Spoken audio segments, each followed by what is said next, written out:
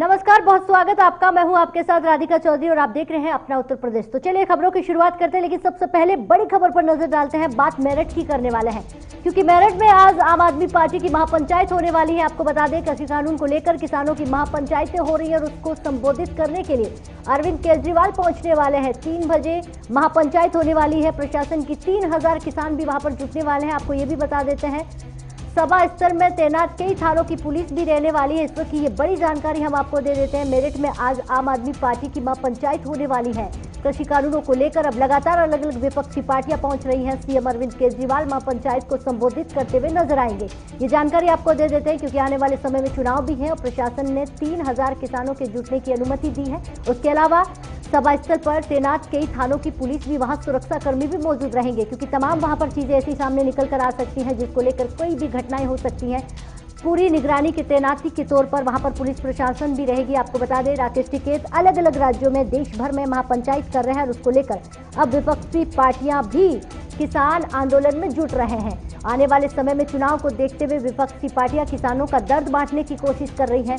और यही अगर बात मेरठ उत्तर प्रदेश की करें तो आने वाले समय में विधानसभा चुनाव है, इसको लेकर पूरी तैयारियां विपक्षी पार्टियों की तरफ से की जा रही हैं। आपको बता दें कि मेरठ में आज आम आदमी पार्टी की महापंचायत होने वाली है। इससे पहले आपने देखा होगा, अरविंद केजरीवाल किसानों के साथ मिलते हैं, बैठक करते हैं और कृषि कानूनों पर बातचीत करते हैं। और उससे पहले आपने देखा, कांग्रेस से प्रियंका गांधी वाड्रा भी महापंचायतों को संबोधित करते हुए नजर आती है। अलग अलग पार्टियों के विपक्षी दल महापंचायतों को संबोधित करते हुए नजर आते हैं। अब दिल्ली के अरविंद केजरीवाल, यानी कि केंद्र सरकार की ओर से लागू कृषि कानूनों के खिलाफ किसान आंदोलन कर रहे किसान नेता राकेश टिकैत, आपको बता दें, देश भर में महापंचायतों को संबोधित कर रहे हैं, किसानों की जोड़ने की कोशिश कर रहे हैं। क्योंकि जिस तरह 3 महीने से ज्यादा किसान आंदोलन को हो चुका है, धीरे धीरे किसान आंदोलन आगे बढ़ रहा है, तो किसानों की रणनीति भी अलग अलग नीतियों के द्वारा सामने आ रही है। ऐसे में अब आने वाले चुनाव को लेकर विपक्षी दल भी किसानों के साथ, या यूं कहें कंधे से कंधा मिलाकर किसानों की राग में राग गा रही है। ऐसे में दिल्ली के सीएम अरविंद केजरीवाल महापंचायत को आज संबोधित करेंगे। आपको ये भी बता देते हैं, क्योंकि महापंचायत है 3 बजे से शुरू होने वाली है। इसको लेकर तमाम चीजों की तैयारियां हो रही हैं। और उसी के साथ आपको बता दें, मेरठ में आज आम आदमी पार्टी की महापंचायत यानी अरविंद केजरीवाल खुद संबोधित करते हुए नजर आएंगे। इसी के साथ आपको ये भी बता दें, सियासी दल भी किसानों के मसले पर महापंचायत करने में जुटे हुए हैं। पिछले दिनों कांग्रेस महापंचायत प्रियंका गांधी, आपको बताया था, किसान महापंचायत में जुड़ी थी और उसी को लेकर दिल्ली के सत्ताधारी आम आदमी पार्टी के अरविंद केजरीवाल भी जुड़ गए हैं। और अब कहीं ना कहीं तो सियासत यही कह रही है कि आप इतने दिन बाद अगर कहीं ना कहीं किसानों के साथ जुड़ रहे हैं तो सीधे तौर पर राजनीति हो रही है। चलिए, विभू गुप्ता हमारे साथ जुड़ गए हैं, सीधा इस खबर पर ज्यादा जानकारी लेते हैं। विभू गुप्ता, ये बताइएगा, लगातार अगर हम अलग अलग विपक्षी पार्टियों का यहाँ पर सवाल करें, क्योंकि उससे पहले हमने देखा मेरठ में, या उससे पहले हमने अलग अलग विपक्षी पार्टियों को देखा, किसान कृषि कानूनों को लेकर आंदोलन को, महापंचायतों को संबोधित करते हुए नजर आते हैं। आज तो केजरीवाल जी भी पहुंचने वाले हैं, वहां पर किसानों की महापंचायत को संबोधित करेंगे। क्या लगता है, ये सीधे तौर पर किसानों की चिंता या फिर राजनीति? बिल्कुल राधिका, बताना चाहूंगा कि अरविंद केजरीवाल ने अब पश्चिमी उत्तर प्रदेश के मेरठ से किसान आंदोलन की महापंचायत हो रही है उसके लिए तारीख छोड़ दी है। और 2022 में भी अब चुनाव करीब है, तो उसको लेकर भी काफी मायने निकाले जा रहे हैं। हालांकि 12 बजे अरविंद केजरीवाल को मेरठ पहुंचना था और सभा को संबोधित करना था, लेकिन 2 बज चुके हैं, लेकिन अरविंद केजरीवाल सभा स्थल पर नहीं पहुंचे हैं। हालांकि आम आदमी पार्टी के कार्यकर्ता और किसान पंजाब से आए हुए हैं और लगातार केजरीवाल को सुनने के लिए लाइन है। लेकिन जी बिल्कुल, विभू गुप्ता, जहां किसानों की महापंचायत होने वाली है, अरविंद केजरीवाल पहुंचने वाले हैं, वहां से मौजूद सीधा आपको दिखा रहे हैं कि वहां से क्या कुछ तस्वीरें निकल कर आ रही हैं। क्या विभू गुप्ता, अगर आप आवाज सुन पा रहे हैं तो जवाब दीजिएगा, क्योंकि जब अगर हम महापंचायतों की बात करें, अरविंद केजरीवाल पहुंचने वाले हैं, क्योंकि 3 बजे से शुरुआत होने वाली, इसको लेकर तमाम वहां पर भीड़ जमावड़ा लग गया है, किसान वहां पर जुड़ रहे हैं, क्योंकि महापंचायत को अरविंद केजरीवाल खुद संबोधित करने वाले हैं और इसमें लेकर क्या कुछ बातें कहने वाले हैं। क्योंकि पहले ही उन्होंने तीनों कृषि कानूनों को खारिज कर दिया। उन्होंने कहा कि ये किसानों के हित में नहीं है, पूरे देश को इसका भुगतान करना पड़ेगा और ये पूरे देश का नुकसान है। ऐसे में अब ये किसानों की अकेलों की लड़ाई नहीं है, ऐसा कहते हुए तमाम विपक्षी पार्टियां नजर आई। और अरविंद केजरीवाल को भी आपने थोड़े दिन पहले सुना, जब कृषि कानूनों को लेकर किसान नेताओं से मिले, मीटिंग की, उसको लेकर तमाम चीजें सामने आई। विभू गुप्ता, आवाज सुन पा रहे हैं? धन्यवाद।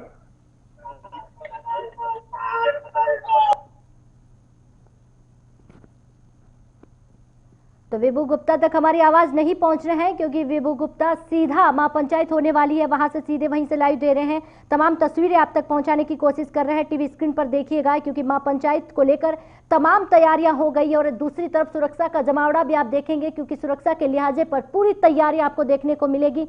और केंद्र सरकार की ओर से क्योंकि लागू कृषि कानूनों को लेकर आप देखेंगे तमाम चीजें जो है वो सामने आ रही है, और विपक्षी पार्टियां भी कहीं ना कहीं किसानों के साथ मिलकर कृषि कानूनों के विरोध करती हुई नजर आ रही हैं।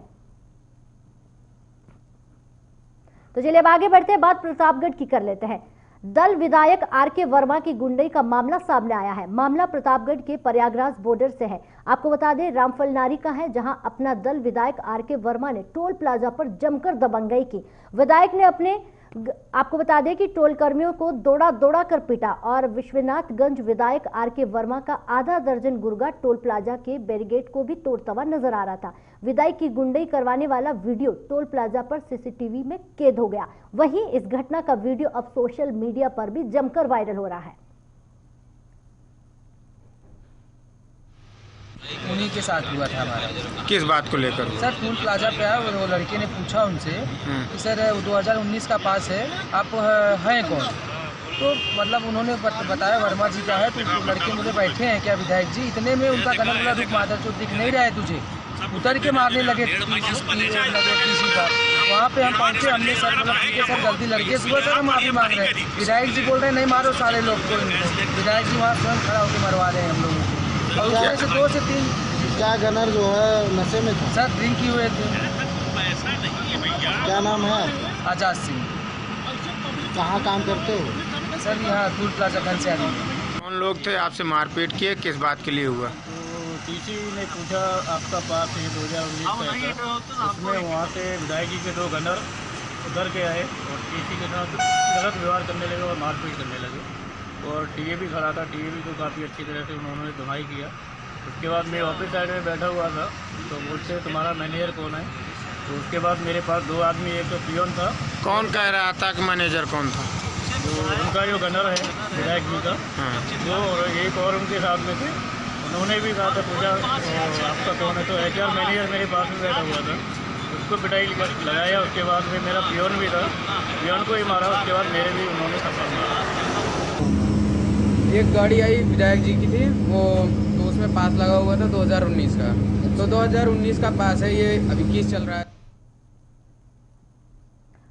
सौरभ शर्मा हमारे साथ जुड़ गए इस खबर पर ज्यादा जानकारी देने के लिए। सौरभ क्या सुन रहे हैं, क्योंकि विधायक जी अपने पावर का गलत इस्तेमाल करते हुए नजर आते हैं। टोल प्लाजा पर अगर कहें कर्मियों को पीटते हुए नजर आते हैं, टोल प्लाजा पर गुंडई करते हुए सीधी तस्वीरें दिखा रहे हैं। यहाँ पर क्या प्रशासन की तरफ से कोई भी उन पर कार्रवाई नहीं की जा रही है? क्या पुलिस तक ये मामला पहुंचा, या फिर विधायक जी पर कार्रवाई नहीं होगी क्योंकि वो विधायक जी हैं?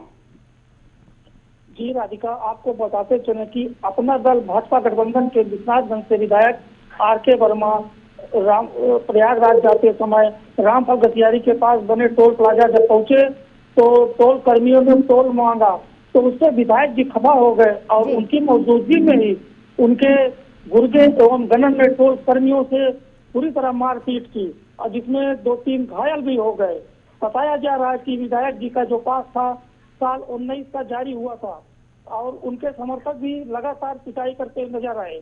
इसी मामले में विधायक जी से जब बात की गई तो विधायक जी का आरोप है कि टोल कर्मी आए दिन शराब पिए रहते हैं और क्षेत्रवासियों से अभद्रता करते रहते हैं, उनसे HMI से शिकायत करेंगे।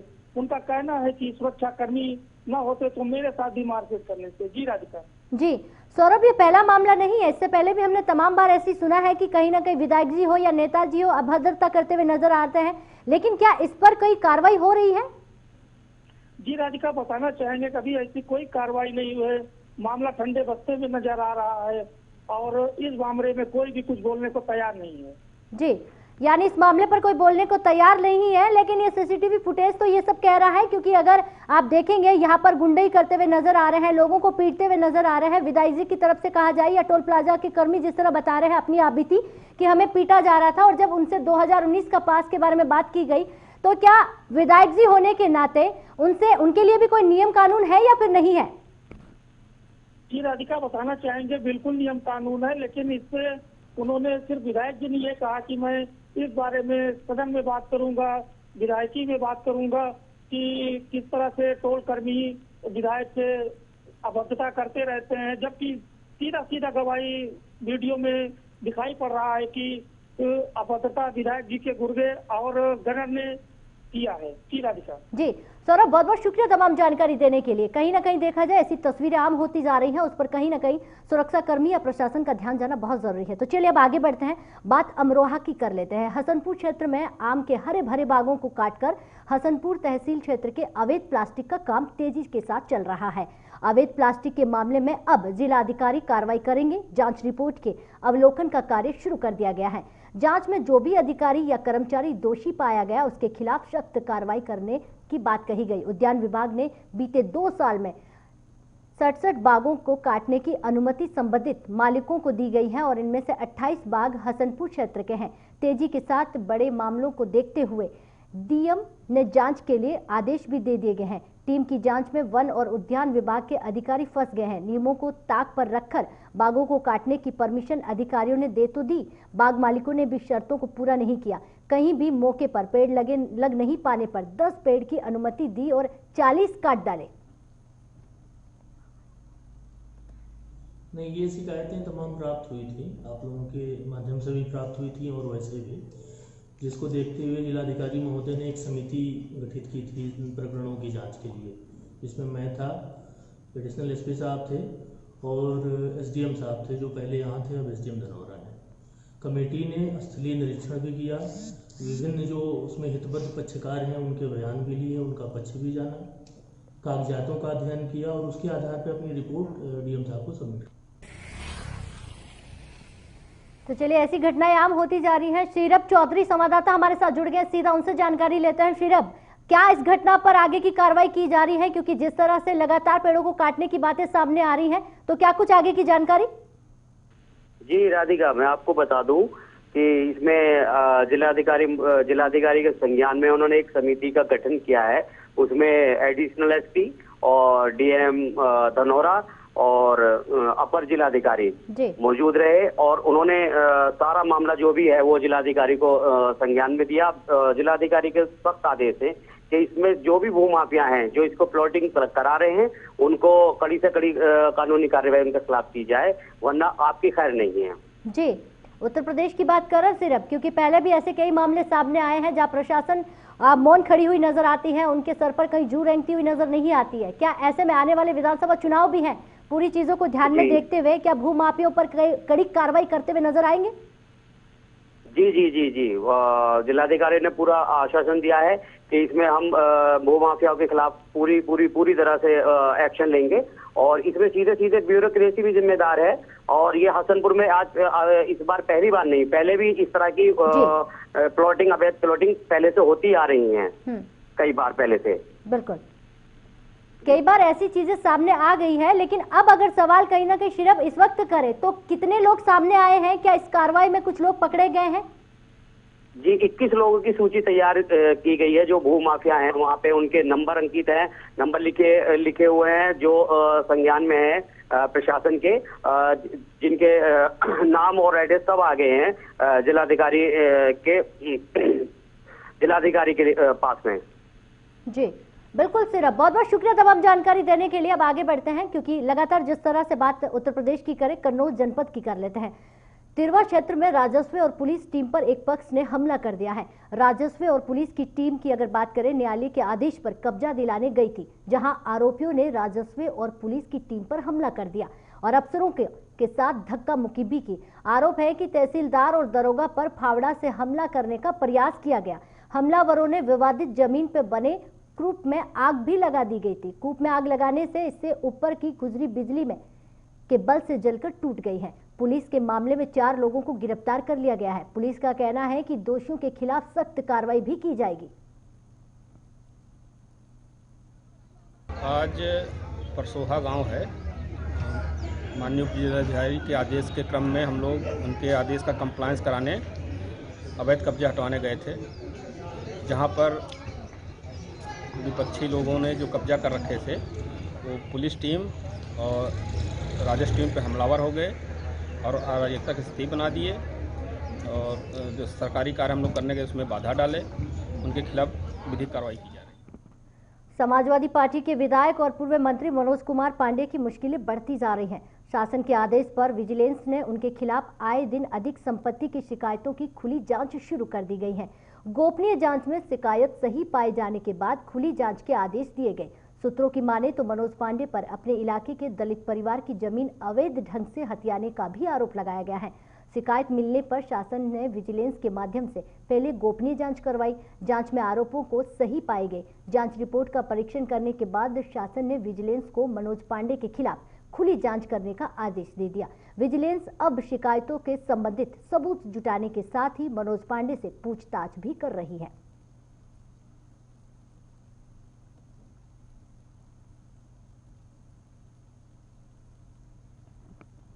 लेह में तैनात सेना के जवान गणेश यादव का पार्थिव शरीर मऊ जिले के हल्दरपुर में थाना क्षेत्र में चकरा गांव में पहुंचा। इस मौके पर उत्तर प्रदेश के वन मंत्री द्वारा सिंह चौहान सहित हजारों लोगों ने नम आंखों से शहीद जवान को भावभीनी श्रद्धांजलि अर्पित की। चौहान ने जवान गणेश यादव की पत्नी को सरकार की तरफ से 50 लाख रुपए का चेक भी सौंपा। 24 फरवरी की देर शाम गणेश यादव लेह में वीरगति को प्राप्त हुए थे। मऊ जिले के हल्दरपुर थाना क्षेत्र में चकरा गांव के रहने वाले यादव 2002 में सेना में भर्ती हुए थे। उनके परिवार में पिता, एक पुत्री और एक पुत्र और पत्नी है।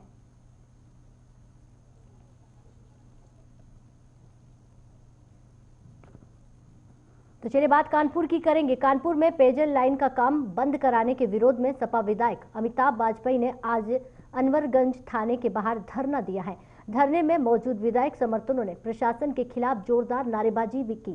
दरअसल तमोवा मंडी के विधायक अमिताभ भाजपा निधि से पेयजल लाइन डालने का काम चल रहा था। सड़क पर काम होने के दौरान पुलिस ने काम बंद कराने के साथ ही ठेकेदार को गिरफ्तार कर लिया है। विधायक का आरोप है कि बेवजह काम को बंद करा दिया गया है, जिसके विरोध में सपा विधायक धरने पर बैठ गए।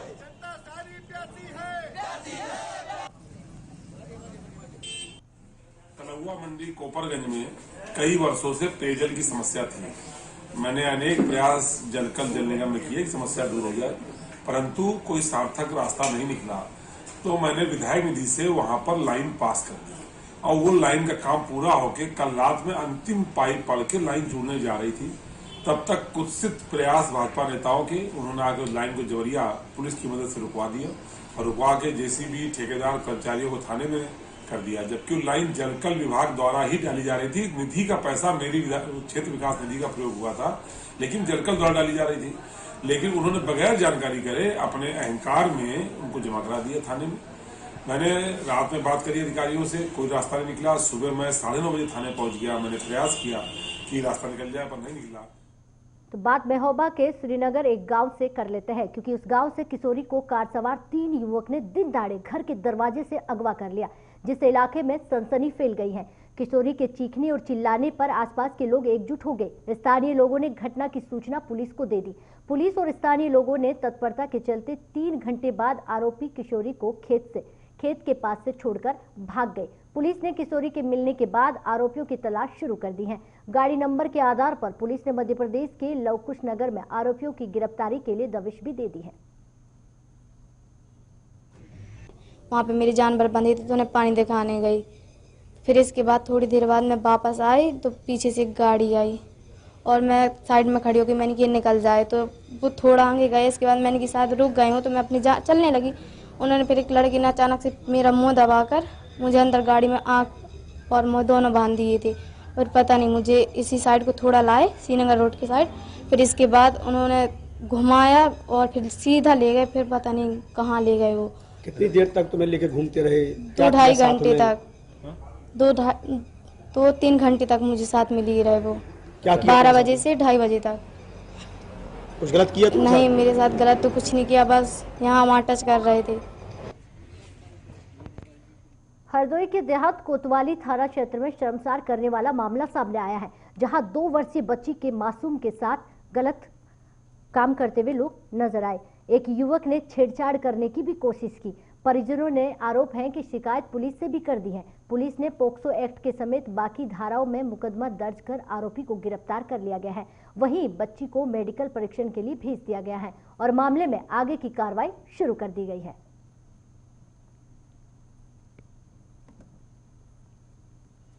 थाना कोतवाली देहात में एक व्यक्ति द्वारा यह प्रार्थना पत्र दिया गया है कि उसकी नाबालिग बेटी के साथ पड़ोस के युवक ने उसके साथ छेड़छाड़ की है। पुलिस ने तत्काल इस सूचना पर अभियोग पंजीकृत किया है, जो कि धारा 354 7/8 पॉक्सो एक्ट में। आरोपी को हिरासत में लिया गया है। पीड़िता जो बच्ची है उसका मेडिकल कराया जा रहा है। शीघ्र ही आवश्यक विधिक कार्रवाई पुलिस द्वारा की जाएगी। बस्ती में आबकारी विभाग ने ताबड़तोड़ अवैध शराब के अड्डों पर छापेमारी की है। सबसे पहले थाना मुंडेरवा में आबकारी विभाग ने छापा मारा, जहां आबकारी विभाग ने लगभग 20 कुंटल शराब का लहन नष्ट किया और 12 लीटर अवैध कच्ची शराब जब्त की। साथ ही अवैध कच्ची शराब बनाने वाले उपकरणों को भी नष्ट किया। वहीं परसापुर में भी आबकारी विभाग ने कच्ची शराब के ठिकानों पर छापेमारी की, जहां लगभग 45 कुंटल शराब का लहन नष्ट किया गया और 20 लीटर अवैध कच्ची शराब जब्त की। साथ ही अवैध कच्ची शराब बनाने वाले उपकरणों को भी बरामद कर लिया गया है।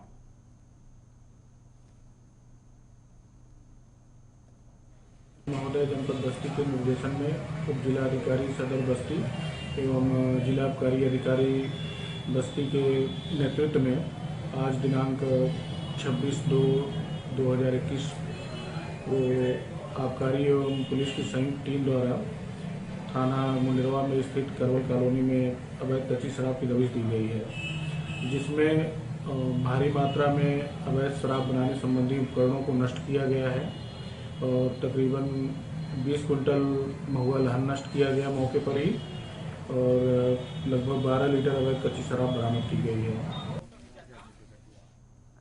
बागपत में अपराधी खुलेआम कानून व्यवस्था की धज्जियां उड़ाने में लगे हुए हैं। ताजा मामला कोतवाली बागपत क्षेत्र के अंतर्गत ब्राह्मणपुट्टी गांव का है, जहां एक युवक का देसी तमचे से फायरिंग करते हुए वीडियो वायरल हो रहा है। वीडियो में साफ देखा जा सकता है कि युवक मकान की छत पर बैठे फायरिंग कर रहा है। युवक का फायरिंग करने का वीडियो सोशल मीडिया पर खूब वायरल हो रहा है। वीडियो वायरल होने के बाद प्रशासन पर सवालिया और निशान भी खड़े हो रहे हैं।